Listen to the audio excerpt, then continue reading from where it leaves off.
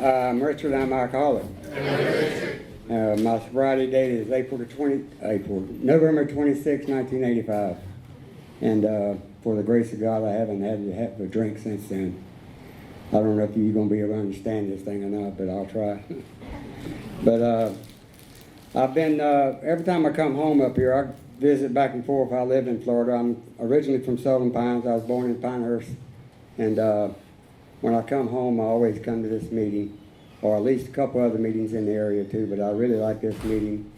It shows me what sobriety is all about. And it's good to know there's good sobriety wherever you go.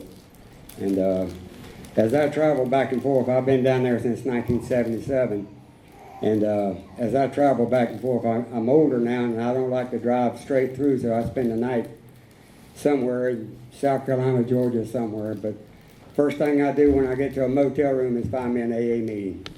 And sometimes that don't work out because the 800 numbers sometimes don't work out good for me, and I have a hard time finding a place. But nine or 10 times out, I do find an AA meeting. And every one I ever found was a great meeting. So this is where I belong, and this is where I want to be. And AA's given me a lot of things in my life. This is a wonderful gift. And if you ever get a chance and you want this gift, all you got to do is grab somebody by the hand, and they'll help you lead it through here and give you a hand. I'm not the best in the world when it comes to speaking. I'm a member of a speaking group in Venice. I'm a member of the Can Do speaker group, but I'm not too good at it. But the rest of them are pretty good at it. We used to do a lot of traveling. I was telling Mike a while ago, we used to travel a lot down in Venice when we had a big group, but we don't have a big group anymore. We used to have 25, 26 members. All we have now is 7, and so we don't get that chance of traveling throughout our area to share our stories. But this is a great program, and to me that's the most important thing for me is relying on this program to stay sober one day at a time. I'm not a gifted person. I'm not one of these folks that can quote the big book, the 12 and 12 and nothing like that. I'm just going to tell you what I feel like and what it's done for me over the years, and you know, it's I just can't help it, but it's a great program. I'm supposed to tell you about what happened, what it was like, what happened, what it's like now. Like I said, I was born and raised up here in North Carolina. When my family, I love each and every one of them to death, but we used to have a real bad drinking problem in my family. Everybody drank for one reason or another. There was nothing that we didn't drink about. Death, birthdays, or anything, we would get drunk over it. And done that a lot of times. When I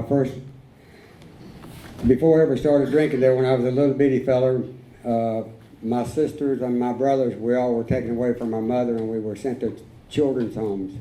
I went to a foster home up in Winston-Salem, and half of us did, and the other half went to foster homes in Elizabethtown. And I stayed there till I was 7 years old, and when I turned 7, they shipped me to Kennedy Home in Kinston, North Carolina, and I stayed there till I was 16 years old.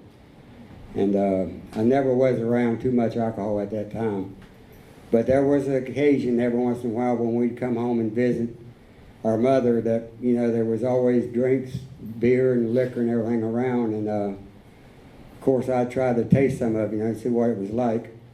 And I can remember one time when my sister, I was 14, her and her husband was drinking wine, and I wanted some of it, so they fixed me a big old, I call it A&P glasses, one of them big old tall glasses with the stripes on it. And she filled it about 3/4 full of wine, and the other rest of it was with sugar. And I sat there and I drank all that mess, and I get drunk, boy, did I get drunk. And they had just bought a brand new couch. And of course they let me smoke too, so what happened was I passed out on that couch with that cigarette in my mouth, and the couch caught on fire, and the next thing you know, they had it out front with me on the couch trying to put it out, and they wasn't too happy with me for a long time after that. But that was really my first time ever and truly tried alcohol. And so that was I was 14. I went back to the children's home, and like I said, when I was 16, I come back to Southern Pines, and I started back to school over at Southern Pines High School. And I got up with the guys, a bunch of guys. I'd like to name them, but I don't have the right to name them, and I won't do that. And we all got drinking and partying and raising Cain, like a bunch of young boys would. And we was drinking every night and partying on the weekends, and we drank a lot. Drank too much, really. But my drinking career, I think it's when it got started. When I started hanging around all these boys, and that's all we done was drink. And I even got a job at the school driving a school bus, and I hope there's no parents in here that was around when I was driving. But that was a deadly combination, because I had 2 routes that I had to pick up kids in the morning and 2 routes in the afternoon and take them home. And that last route, there was a bunch of us that always wanted to drink beer on the school bus, and we did. And we didn't get drunk, but we had a few beers, and it wasn't long after that I lost my job driving the school bus because somebody ratted me out. But that's probably the best thing that happened to me in school. But my drinking continued. I hate to admit it, but I quit high school in 11th grade. I had a lot of offers with different companies to go to work, and I took them. My first place I was working at Red's Esso up here at Southern Pines. I don't know if y'all remember Red's or not. But I was working there, and he'd pay me and I'd go get drunk. He'd pay me and I'd go get drunk. And that's all it amounted to. I didn't have enough money. I didn't have a pot to blank in, and that's all I done was drink. And I tried to help my mother out once in a while. We'd come back home, and I was living with my mother, and there was still a lot of alcohol and stuff around that house.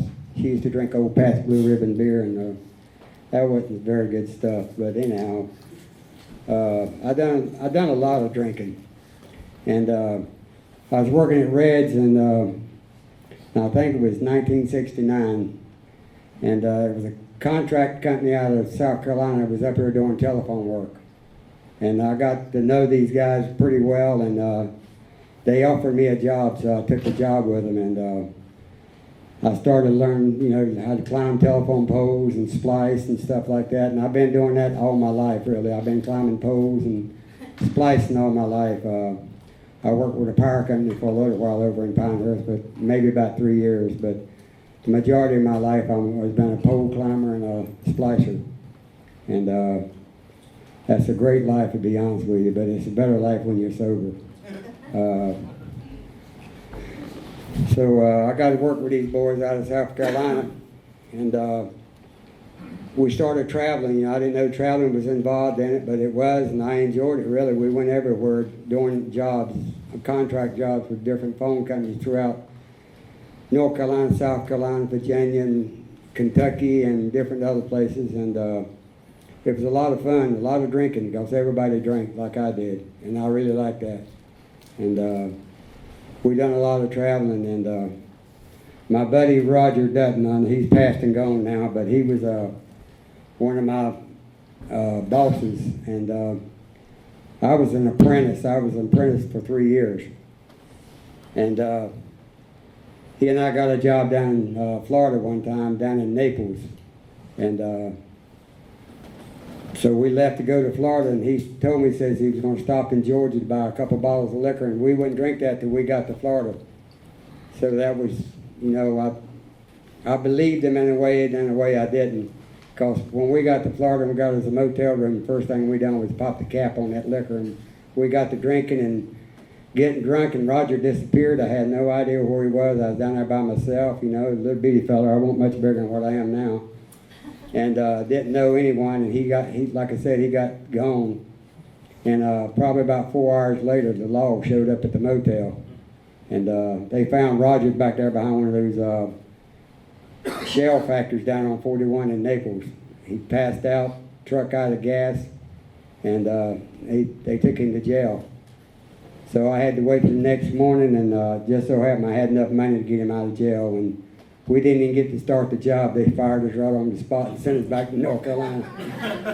And so that's the way things happened for me when I was out there drinking. And we got back to North Carolina, and the company I worked for, United Telephone at the time, they laid everybody off, so we had to go our separate ways. And I ended up getting a job with Burnett & Sims out of Fort Myers, Florida. And I went to Fort Myers and worked down there for a while, and then I went to Venice and worked for a while. And in 1980, I come back to Southern Pines. I got laid off down there in 1980. I come back to Southern Pines, and I was up here for 2 weeks. And the company at the time was GTE. They called me, wanted if I wanted to go to work for them, and I said sure. I jumped right on board on that. So I retired from that company, and I am so proud of myself for that, because my alcohol at the time was really bad. And it all, like I said, I've drank up here all my life up here, and I got into a lot of mischief, a lot of trouble. Nothing really, really bad. I did steal one time from Pinehurst over there. I stole some two-way radios because I was broke, didn't have no money to buy nothing to drink. And I was married at the time, and I never spent no time at home. I never took time for my daughter, and I never took time for my wife. And all the money that I made, it went to my drinking and everything, and didn't have nothing to show for it. And of course, she's not going to put up with that mess much too long, but she did. She put up with it for about 6 years, and that was it. And she booted my old butt right out of that house. And I ended up sleeping in my car, and then I stayed with my mother for a while, and I stayed with my brother here and a sister there, and I ended up staying with friends down in Vass. And it just went to crap is what happened. So anyhow, that's when I went back to Florida, was when I got booted out, when my wife booted me out of the house. And it ended up, like I said, down in Florida.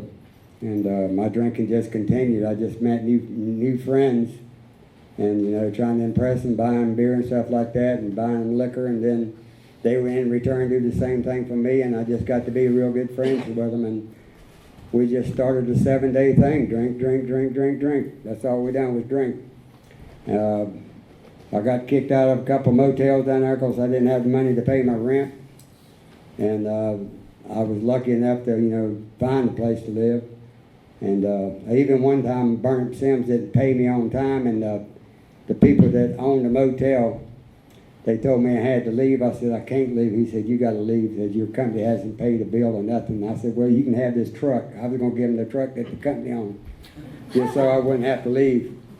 But it worked out there. I got the money from Burnett Sims, and they took care of the bill and everything. And I just continued drinking. I mean, that's all I done was drink. I remember one time we was up here in Southern Pines, me and them boys I used to hang around with. We was riding around one night, and we had nothing to do, nobody to aggravate, and nobody to start trouble with. So we was over at the Etna station up on number 1 highway up there, with nothing but briars and stuff behind that place. And we got back there fighting amongst each other just for the heck of it. I woke up the next morning and had 2 of the biggest black eyes you ever seen in your life. Them things stuck out about like that on both sides, and it was terrible. That things hurt for about a week and a half, and they beat me to a pulp. Of course, like I said, I wasn't a very big person, and I was a little bitty guy, and they really took advantage of me and whipped the dickens out of me. And but I got them back in the long run. One of them was down here at the bar up here. There used to be a place called Castle Dreams. And I walked in there one night, and this one guy was back there dancing this little darling. He had his hands all over her, loving her up, and in that mirror ball going around and around. They looked so pretty. And I walked over, and I had the bartender give me one of them little Budweiser ponies. And I walked back there. I didn't even take the top off of it. I walked back there behind him. I hit him just as hard as I could hit him in the back of the head. And he went to his knees, and he turned around and looked and seen who it was, and he never said a word. Because he knew what it was for, because it's just them damn 2 black eyes he gave me. And I got his ass back. And but that's the kind of stuff that we done when you're drinking. You ain't got no better sense. But anyhow, back to the Florida episode. I've done a lot of crazy things up here in Southern Pines. Don't get me wrong. Oh, I've been locked up a few times up here in Southern Pines. Not a few times, but a lot of times. I was telling these boys the other night that my name used to be Otis, like on Mayberry. They locked me up, but they wouldn't ever lock the door. They said, when you get sober, just go on home. And that's what I did. I've done that a lot of times. And my favorite police officer up here at the time, he's passed and gone now, was Joe Davis.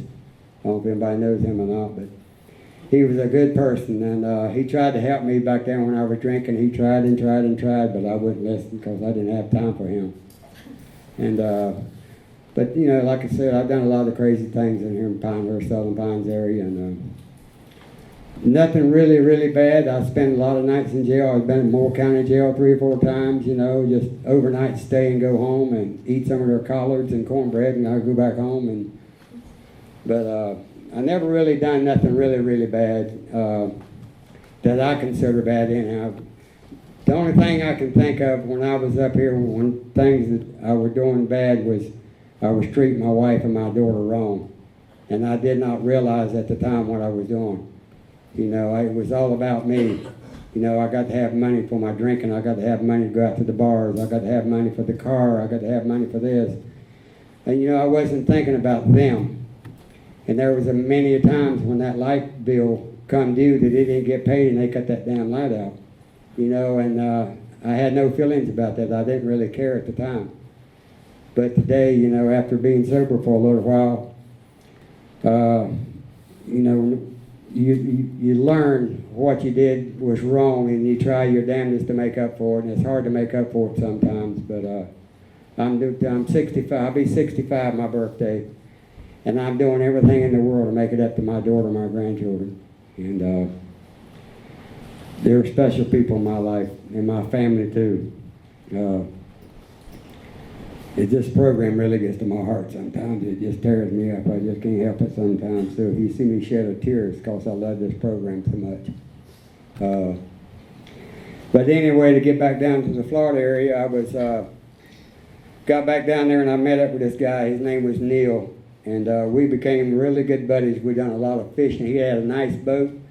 We done a lot of fishing together. We done a lot of hunting together. At the time, you could hunt in Florida. But now you can't hunt. There's too damn many houses. But we done a lot of that stuff, and we done a lot of drinking. And we worked the late shift with the phone company. We worked a 1 to 9, 10 days straight, and then you have 4 days off. So 1 week he would work, and I would be off on the 4 days, and vice versa on down the line. And that's the way he and I done it. We was like that. And his wife, she was a nice lady, but she didn't appreciate the stuff that we were doing. But we continued on doing it. But we could get paid. We always got paid every 2 weeks on a Thursday. Come Monday, we'd be broker in hell. Wouldn't have nothing. I was putting money back into the credit union, trying to save it. But Monday come around, I was broke, so I'd call the credit union and tell them to send me that money I just put in there. And it was gone. You know, I just kept the same mess up. Kept going, doing the same stuff over and over and over again. And I got locked up down there a few times. I got my DUIs down there and things like that. And finally one day Neil got to missing. Didn't have any idea where he was, and I had remarried. I married this little short girl I met in a bar. Her name was Alice, and she was a great lady. But she was one of them big-chested women, and I'm going to tell you what, she was pretty. I fell in love with that woman, and she was a drinker too, and she done some other things, which I really never done them other things, so I don't have to talk about them, but that's all we done was drink. I met her when I was drunk. We got married drunk. We had our reception at the Eagles Club in Nokomis, Florida, and I was drunk. I passed out. They called the rescue squad on me because they thought I had a heart attack. And just crazy stuff like that, you know. And I hate to admit it, but I've been married 4 times. And 2 of them was in with the alcohol, and the other 2 was in sobriety. My third wife, she wasn't a drinker, but she couldn't stand my attitude because old Richard here, we forgot where the meetings were, and there was about 2.5, 3 years there. I didn't go to meetings except to pick up a chip or something like that. And she told me many times that you got to do something about your attitude. Your attitude is terrible. She said, you need to go back to AA. So after a while, I went back to AA, and things started changing for me. And she just wasn't the marrying type, so finally we separated and got a divorce. And then I married this other lady about 3 or 4 years later. It's funny how you fall in love in this program. It just kills me. But I won't never do it again. But yeah. But my wife Alice, she was still working it. She was still drinking and stuff, and I was sober. I had got into the program. That's where Neil comes in. Neil disappeared, and I had no idea. We worked for the phone company too. He had moved from the yard that I worked in to another yard, and I couldn't find him. He was gone. I didn't know where he was. Well, come find out, he'd been in AA for 2 years. And he was aggravating the crap out of me every time I go out on a Friday night or Saturday night. I'd see him coming through the door, and when I seen him, I'd go out the back door because I knew what he wanted to talk about. I said, you need to quit drinking. He's going to kill you. So every time I seen the rascal, I'd take off and haul buggy the other way, and he'd chase me around Sarasota County trying to get me stopped. But he did tell me, he said, Richard says, if that day ever comes and you need help, you call me and I'll be there for you. And it came, and Alice and I, we'd been out bowling. We was on one of them fancy bowling leagues, you know, throw a ball, drink a beer, throw a ball and drink a beer. And if you didn't get a strike, you drank 2 beers. But her and I had been out bowling that night. We had 2 leagues that night at 2 different bowling alleys. And we had finished up the first one, and some guys called me, wanted to know if I'd come down and bowl on this other league because one of the guys didn't show up. And I said, sure, I'll come. And I'm already about 3 sheets in the wind. So we go down there, and I got that much drunker, and she did too. I told her to go home, and she won't listen to me, so she stuck around. And so we ended up going home about the same time. And of course, we got home and we got in an argument. And I have never slapped a woman in my life, and I still won't do it, but I did shove her. And all them houses in Florida are made out of concrete. They're hard floors. And I pushed her a little bit too hard, and her old head hit that concrete, and it scared the hell out of me. Her old eyes rolled back in her head, and I thought, oh my God, what have I done? So I called Neil. He showed up. She was okay. And he said, Richard, you need some help. And I said, I know I do, buddy. And so he said, come on, let's go. So I didn't even argue with him. We ended up to the New Dawn Recovery Center at Sarasota Hospital. And I stayed in there for 28 days. And that's where my sobriety got started. I didn't count my 28 days as my sobriety. I didn't count them. He wouldn't let me count till I got out of there. And I took my first day of sobriety outside of the hospital. And but that's when my sobriety started, and it's been a wonderful journey ever since. We all have a lot of bad stuff that happened to us in our sobriety. But, I found out one thing for sure. If you ask God for help, He'll help you. It might not be the way that you want it to be, but He will be there for you, and it's worked out for me a lot of times. Like I said, the GTE, I started with them people in 1980. 3.5 years ago, I retired. And that's a blessing, because if I hadn't got sober, I would have never done that. I probably wouldn't have been living probably the way I was cutting up. But I retired from that company, and it's a good feeling because now I can go and come anytime I want to. I don't have nobody to hold me back. I'm not married anymore, so I can haul ass. So I go and come. Pretty much, this is my second time this year coming up here, and I enjoy it. This is, to be honest with you, this was a dream of coming home and being able to speak.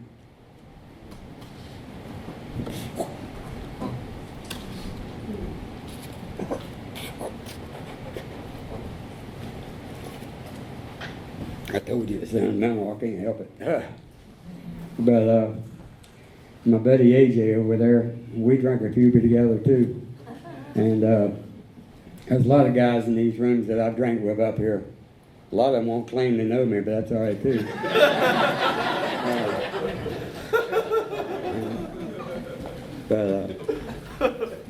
You know, there's a lot of things happening in my sobriety. I went to I climbed so many poles in my life. The doctor says my veins are bad in my legs, and I went to get a stent stents in both legs at the hospital one day, and I remember going in there and giving my insurance card. That's the last thing I remember. For 8 days I was in a coma. They cut my veins in two. Well, this man up here was with me, and all you people in these rooms are with. And I know he works, and I use him every day. There's not a day don't go by that I don't get on my knees and pray God for his help. And, you know, I got a few years in the program, but it don't mean I have to give up on God, and I won't never give up on God. I went in that room tonight, and I got on my knees tonight in that room, in that Al and I room. I got on my knees and asked God to be with me up here. I don't know if it's wrong to shed a few tears or not, but I just sometimes can't help it, because this is just something. Like I said, I'm not a big book thumper. I can't quote the big book and stuff like that. I think it might. But I know what's come from right here. I know what I got in my heart for myself. And if I can share it with another human being and feel good about it, that's all I got to do. And I try to do that 12th step every day of the week. I try to help another alcoholic. I try to practice these principles in all my affairs. Not only in here, but outside these rooms. When I go somewhere, I practice the principle of AA that's taught me to treat another human like a human being, to love, not to hate. I don't hate nobody. I don't know of a soul in this world that I hate. I got more love for more people today than I ever had in my life. And I've met so many people in these rooms of AA. I had the pleasure of going to Tom Ivis's 50th anniversary over in Sanford. Him and Wallace B. was over there, and I was amongst all them people. See, you people know what amongst means. In Florida, they don't know what that means. I have a hard time speaking to them people down there because they can't understand nothing I say. I hope y'all can understand what I'm saying. I was chairing a meeting one night down there, and there was a table in front of the podium about where these boys are sitting, and I was reading how it works, and I kept hearing this one lady say, "I can't understand a word he's saying." I got a resentment pretty quick. But they do it to me all the time. You know, they make fun of me because I'm from the South, I guess, but that's all right. They can have all the fun they want to. But, you know, like I said, I do that 12th step. I try to help another alcoholic. I sponsor people. I have a sponsor. He has a sponsor. My sponsor's a hard ass, or he tries to be, but he's a real big teddy bear is what he is. He's one of them boys that lived up in Key West, or lived out of Key West. He was a boatman. He fished for his living all his life, and he's running drugs too. He was a drug pusher too. But he's a good guy. I just talked to him yesterday morning. He's got some health problems going on with him right now, but he's gonna be okay. I'll go back down there and aggravate the hell out of him, and he'll be all right. But I do sponsor guys. I sponsor 8 boys. I try to make at least 5 meetings a week. I have one meeting at my house for all the guys I sponsor and people that are friends. They come over and we sit and we do the AA programming at my house, because it gives the guys an opportunity to tell things that's going on in their life that they can't bring up in the rooms. And we've been doing it now for 2.5, going on 3 years. And it's been a pretty good turnout.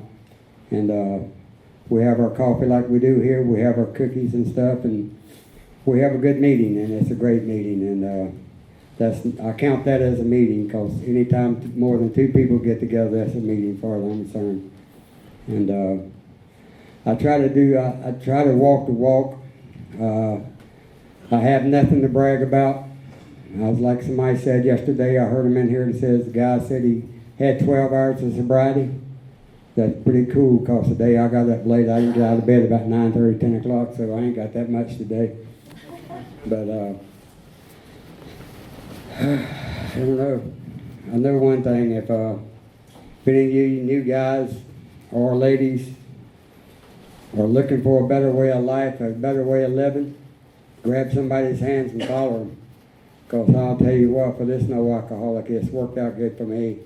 I've had a lot of downfalls. My mother passed away because of this stuff. My stepfather passed away because of this stuff. I never met my father my whole life. I have no idea what he looks like. But I know for a fact he died about 8 years ago because of this mess. I lost my oldest brother because of this mess. He tried to tell me that it was he was living in Germany and he was working in a brewery over there, and he's trying to tell me it was the crap in there that got him, but it wasn't. It was the crap in the bottle that got him. But I have a big family, and they're a loving family, they're a caring family.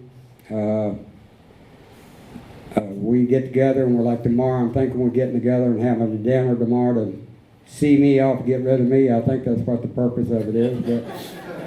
But I like to get back to my daughter a little bit. My daughter, you know, I told you earlier I wasn't there for when when she was growing up. My daughter's 42 years old today, and I love her to death. She's a great woman. I try to spend all the quality time I can with her. I love to see her laugh. She's a great lady. My 2 grandkids have never seen me drink. Matter of fact, when I was up here last time, Katie and I was out riding, going somewhere, and she was curious of why I quit drinking. And she was curious why her grandmother and I didn't live together, or couldn't live together. And so I always done a 5th step with her. So she knows what went on in my life, and she knows what happened during my drinking career, why I couldn't live with her mother, and why her mother didn't want my sorry ass there. But today, my other granddaughter, yesterday is the biggest thing. My granddaughter Taylor, her and I was out in the yard. I got her where I like sitting outside and listening to the birds and stuff. I like to read my books and my material out there on the porch. I have a porch in Florida on my little house. I have a little pond over here. It's got a waterfall, and it's got little fish in it. And it's got a lot of beautiful plants behind it. And I sit there in the morning times and I listen to that waterfall, and I read my book, my 24-hour day book, and I have another book that goes with that, and it's called God's Calling. It goes along with the 24-hour day book. And I read that every day. And I sit there and I listen to that waterfall and that water coming down through there, and I'm going to tell you what, you talk about something that's beautiful, that's nice. And my daughter's house, she has a deck on the back of her house, and there's woods right over here. And I sat in there in the morning times, and I watched the squirrels and the birds and stuff. I got Taylor, she's out there every day now with me. This morning she was out there reading my 24-hour book, wanted to know what Peepaw was reading. So yesterday she come in the house and she says, Peepaw, there's a big wasp nest at the corner of the house, can you get it? And I said, yeah, hang on a minute. So I went and got that big old can of that wasp spray that's got that 15, 20-foot reach. We go around the corner of the house, and he says, Peepaw, can I do that? I said, yeah, you can do it. So I said, when you start spraying, you make sure you just continue spraying until they all hit the ground. So she started, and I'm about from here to this gentleman over there, and about that time, one of them went between the two of her, and she went like that. She popped me right in the face with that old wasp. She got me good. But she's a lot of fun. We had a great time today. We washed cars all day today, and it's a blessing to be able to enjoy your family like that sober. And I look forward to coming up here every time, and I want to thank you gentlemen, that men's group, for being such good people, and you got a great group, and I enjoy all these meetings I go to, and I think that's about it for me, and I thank you very much for having me.